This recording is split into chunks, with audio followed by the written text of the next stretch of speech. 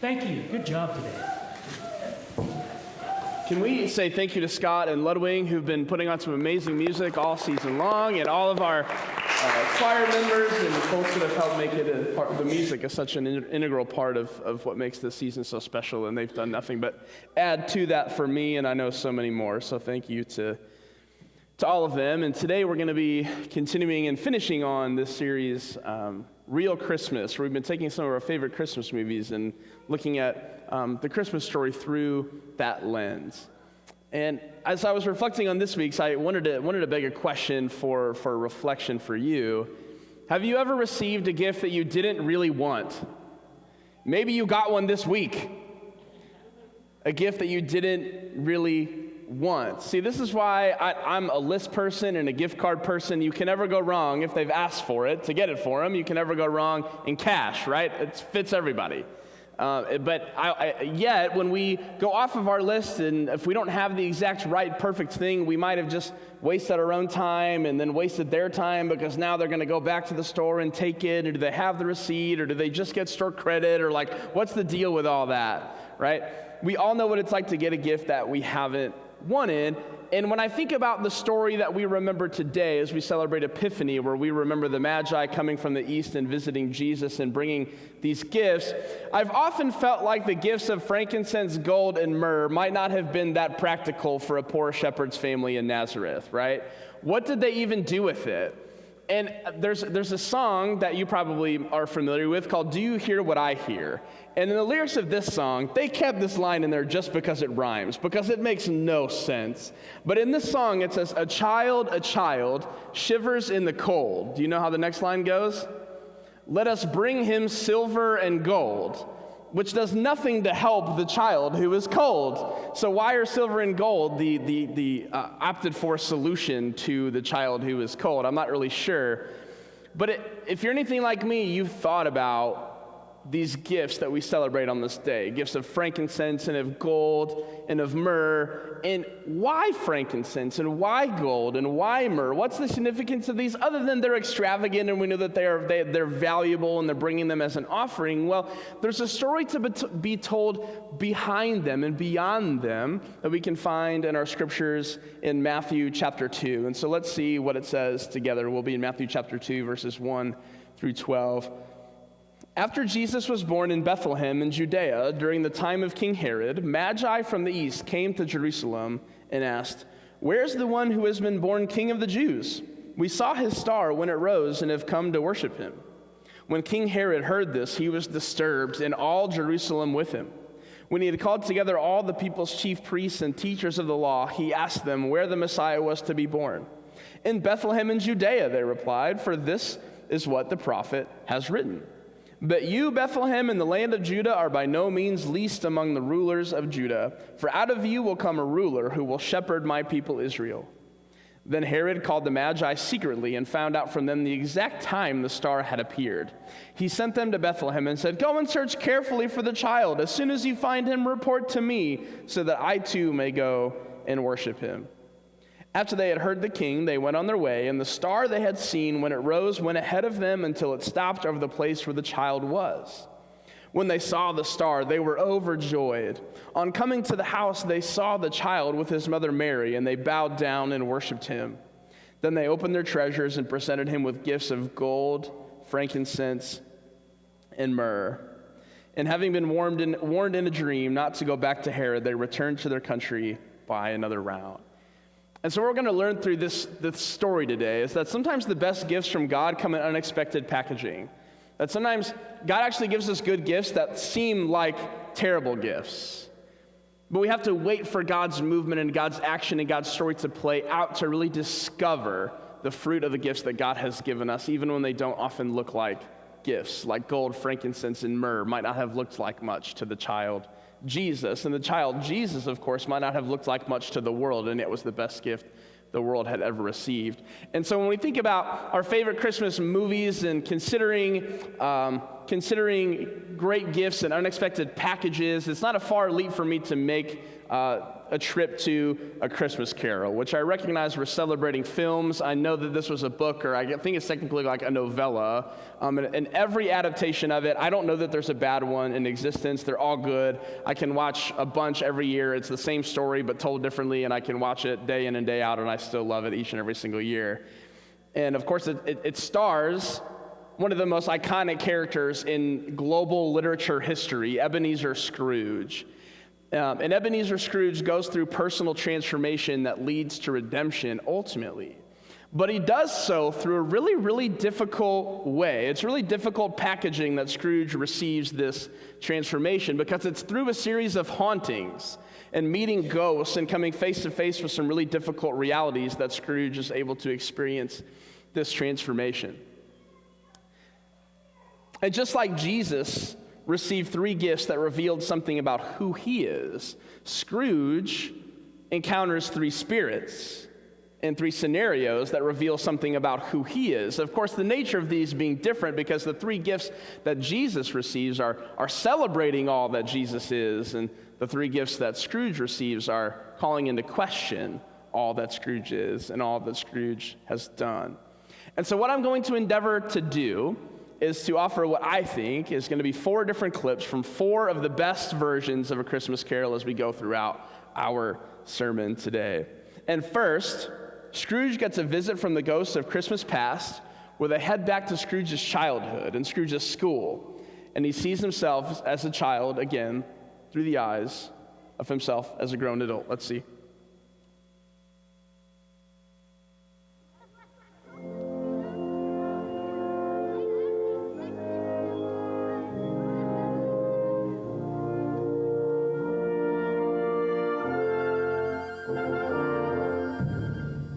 What a flood of memories came back to him as Scrooge beheld his old classroom. I know it all so well, Spirit. The desks, the smell of the chalk. I chose my profession in this room. And is he too familiar? Scrooge beheld a small boy, a boy he knew, oh, very well indeed. Good heavens. It's me. Well, Ebenezer, last coach is leaving. Come on, he never goes home for Christmas. Who cares about stupid old Christmas? I was often alone. More time for reading and study. The Christmas holiday was a chance to get some extra work done. Time for solitude. Rats don't understand these things. You were never a lonely child? I had 1,274 brothers and sisters. Gee, rats don't understand these things. Let us see another Christmas in this place. They were all very much the same. Nothing ever changed. You changed.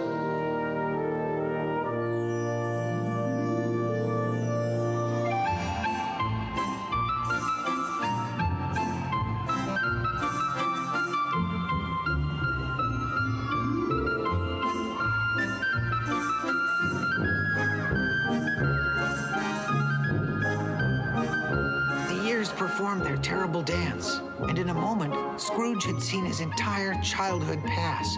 He saw his old schoolroom age and decay. What the?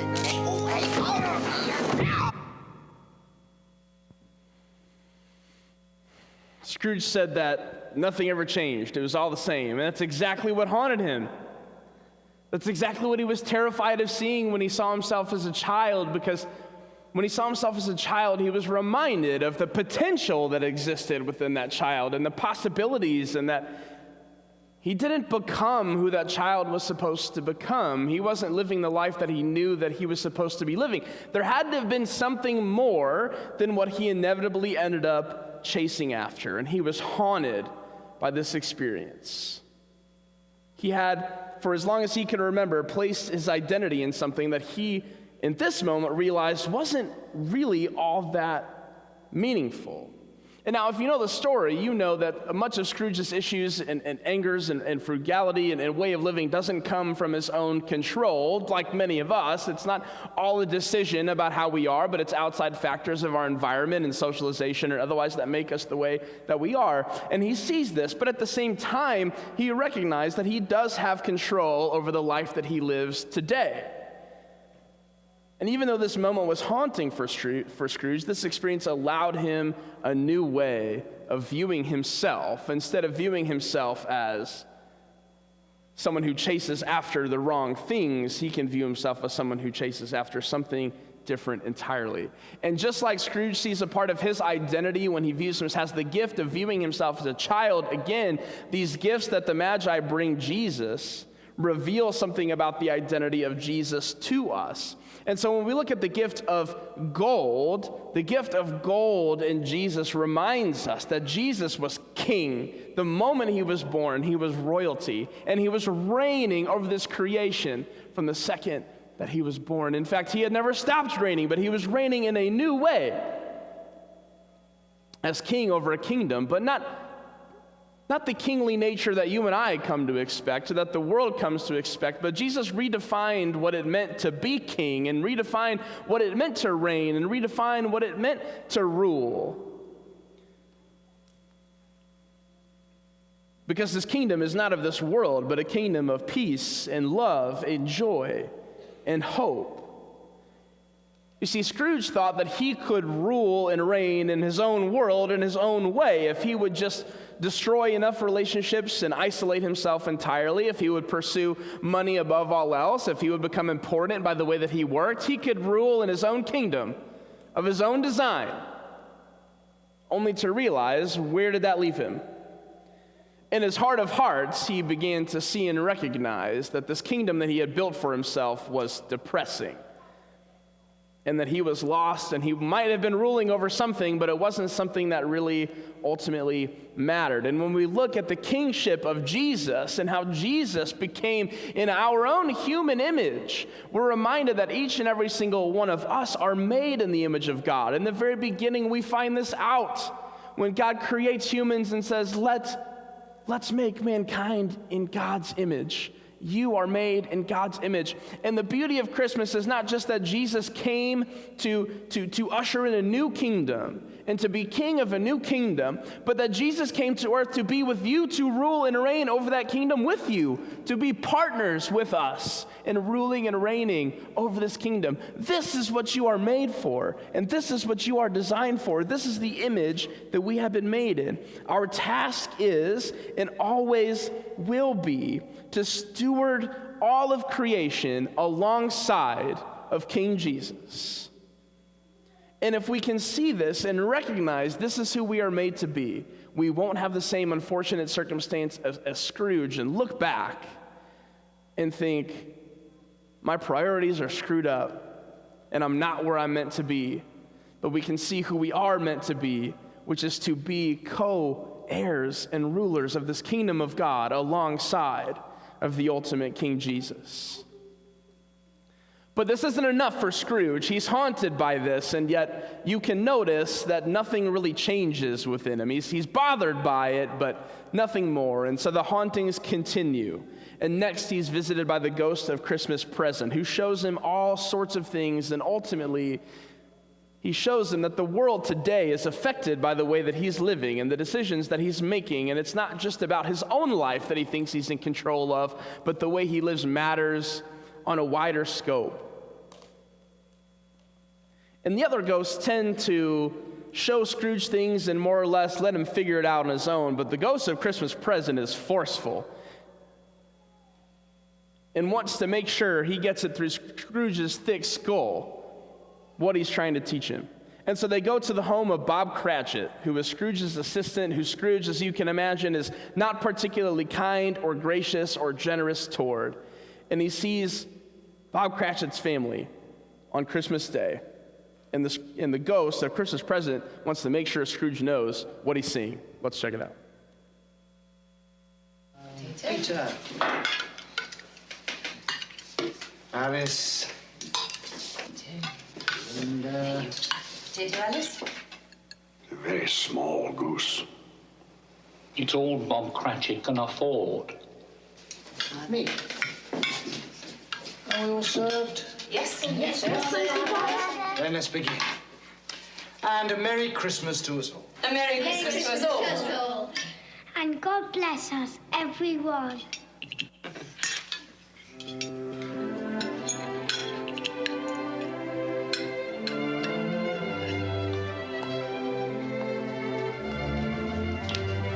Tell me, Spirit,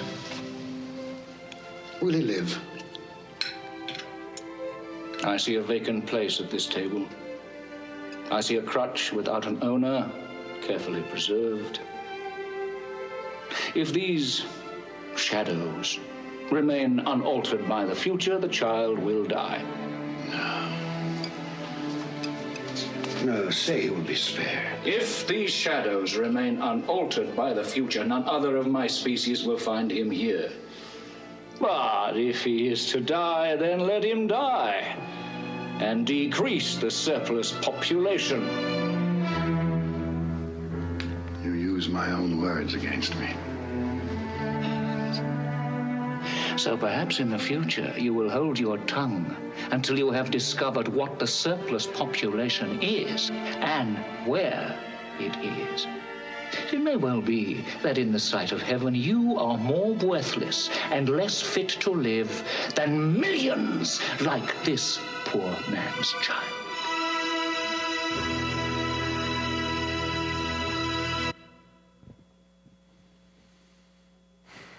A gift in packaging that Scrooge probably would have preferred to be a little bit differently, maybe a little bit less coarse. But Scrooge is rather harshly shown just how short of the standard of human decency that he's been living. Just how much damage that he's been done. But not just that. In the middle of all this, it's not just about the damage that he's done. Because when Scrooge asks what's going to happen to Tiny Tim who is sick, what's going to happen, what's the future? The Spirit says, if the shadows of the future remain unaltered, see the glimmer of hope. Change is possible.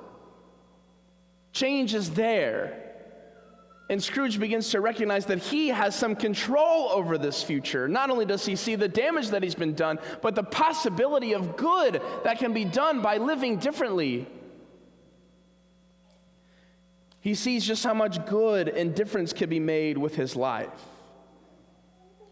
And this is why the second gift that Jesus is given of frankincense is so important. You see, frankincense is an oil that was used in perfumes, and it was used in Hebrew culture in the offering process and in the burnt offering process. So it would have been used in the offerings that would have been sent to God. So the frankincense in this sense then reminds us of the deity of Jesus. So far we've seen the kingship of Jesus, and through frankincense we see that this is a God that we offer this frankincense to. This oil is poured out for the divinity of Jesus. Christ is not only king, but Jesus is God himself in human flesh. And God came to earth to live a perfect life, reverse the curse of human sin and injustice. And so even though you and I, much like Scrooge, fall short of the standard, Jesus does not. Even when you and I are not enough, and we know we are not enough, the good news of Christmas is that Jesus was and is enough. And Jesus offers his enoughness to you. And says, even though you are not enough, I am enough, and celebrate that I am enough, and I offer myself to you because I am enough. You are enough. And so we can strive to do good and do no harm while also receiving the grace that God offers us that says, when you fail, Jesus didn't. Whatever damage that we cause, Jesus' death and resurrection have undone. The deity of Jesus, the divinity of Jesus erases. And so to this point, Scrooge has been challenged like never before. As the story goes on, you can see his conviction deepening and deepening and deepening, and yet so does his stubborn resolve. He's been challenged like never before, but his commitment to change remains somewhat limited to this point. But the final ghost, the ghost of Christmas yet to come, brings a message to him even sobering than the ones before.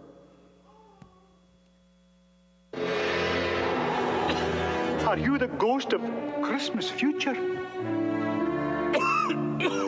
Please, speak to me. Tell me, what will happen to Tiny Tim?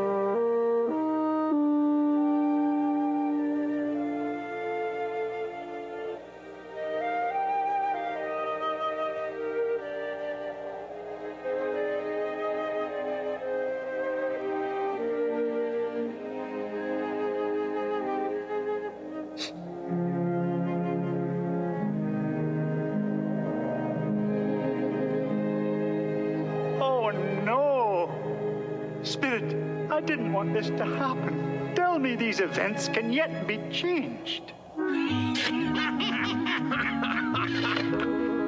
I've never seen a funeral like this one. Aye, no mourners, no friends to bid him farewell. Oh, well, let's rest a minute before we fill it in, eh? But he ain't going nowheres.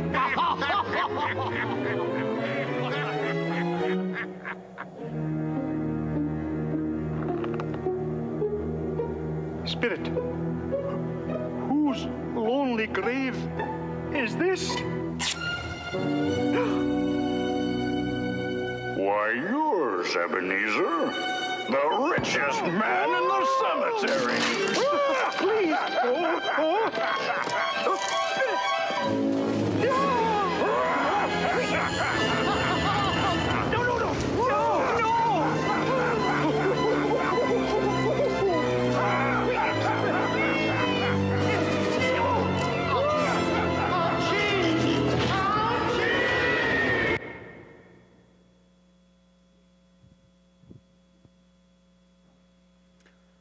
I was talking, actually, when my wife and I were watching one of the versions of this movie recently, she said that something that's always bothered her is that it takes this moment for Scrooge to commit to change. She's like, why is that? Like, why was the child in the classroom that he saw that haunted him, why was change not worth it on behalf of that child, the younger version of himself? Why was Bob Cratchit's family, why was Tiny Tim not enough for Scrooge to commit to change? Why did it take the moment of his own mortality for him to recognize the need to change? And pretty quickly it dawned on me, the reason that's this way is because you and I are that way. Because it's not enough to see the ramifications of our actions until we're met with our own mortality and our own darkness that we commit to change. It's not until we have a health scare that we begin to do something differently with our lifestyle. It's not until the death of a loved one that we recognize the need for family. It's not until our most desperate moments that we cling to community. We wait until things get so bad we have no choice but to change before we make a change. And yet, much like the gifts that Scrooge has given through these ghosts, God is sending us gift after gift after gift and saying, hello, here's some more grace, here's some more grace. And yet so often we take it to the extreme before we even begin to notice the need for difference in us. You and I are so often acutely aware of our mortality, and yet we will still take things to our grave we wish we didn't. But the final gift of myrrh that was given to Jesus reminds us of something entirely different. You see, myrrh was an embalming oil. It was placed on the dead. And this gift given to Jesus reveals to us that the death of Jesus would play such a vital role in his life and in his ministry. It is the death and ultimate resurrection of Jesus that brings transformation for us so that we can experience life in this life and in the life to come. When we look to the myrrh that's given to Jesus, in this, Jesus says, instead of looking upon your death to change, Jesus says, look upon mine. See the death that I died, that you don't die a death like that, but instead live now and live in life evermore. In myrrh, we're reminded that not even death marks the end for our personal transformation and the transformation of the world. And if death doesn't spell the end, then nothing does. And so Scrooge has the same experience when he's faced with his own death and these experiences with the ghosts. Scrooge finds himself back to reality, a changed man. Let's see.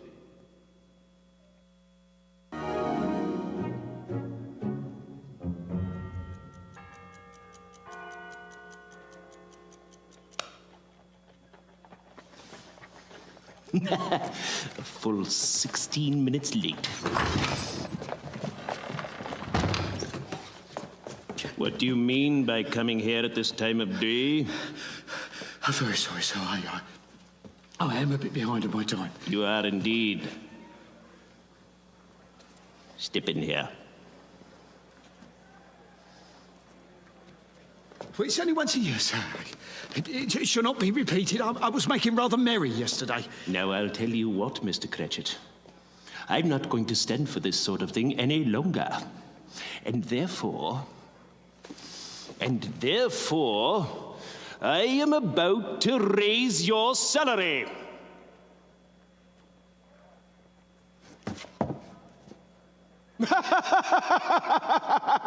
Merry Christmas to you, Bob. Merry Christmas, Bob. My good fellow. Then I've given you in many a year. I'll raise your salary and do whatever I can to help your struggling family. And we'll discuss your affairs this very afternoon over a bowl of Christmas punch. But first, let's make up the fires.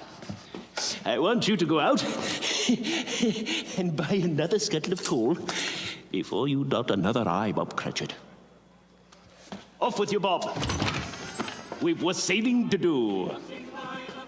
Hey-ho, Bob! Yes, sir. Right away, sir.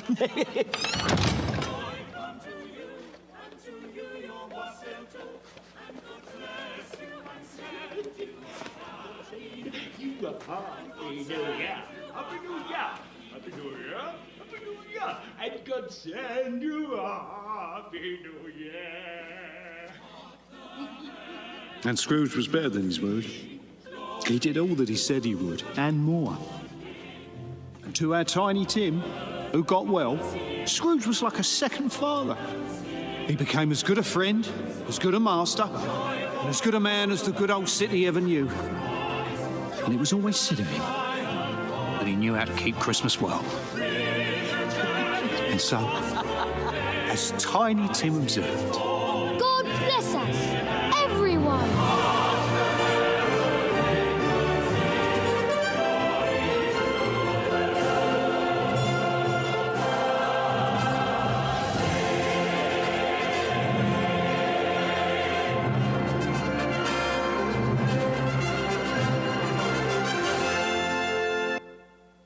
Just like it did for Scrooge, our opportunities and messages of grace, our opportunities for resurrection and transformation may not come in the packages that we expect.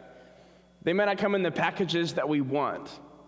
But Christmas reminds us that they're coming, and that they're there.